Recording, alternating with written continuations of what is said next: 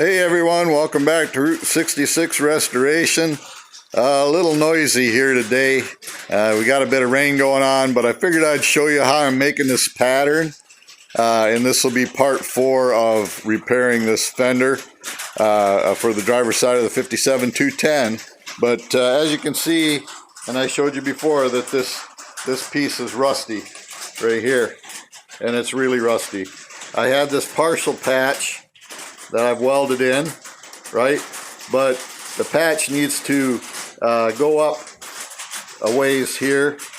And so what I did is, because this one's in such bad shape, I traced out the bottom of my other fender. Okay, trying to get that where you can see it. So I traced out the bottom off of my other fender, and then, you know, you just reverse it. And using this really thin tissue paper works pretty well.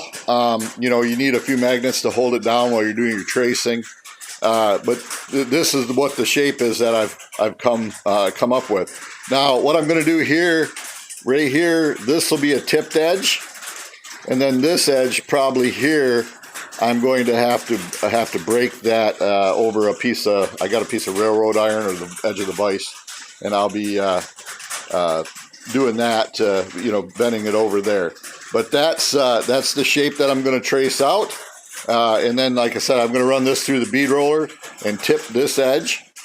But I'm actually going to run it through the English wheel and put a little shape in it, because this is a crowned. You know, you can see that it is a crowned panel here. So anyhow, that's what we're working on. Just taking advantage of a rainy day, not much else to do, and working here in the shop. So hey, I just want to thank you all for watching, and those who are like and subscribing. I appreciate that. But it lets me know that I can continue making videos. But you know, this is kind of a vlog for me of showing what I've done also. So hey, cheers everybody. Take it easy.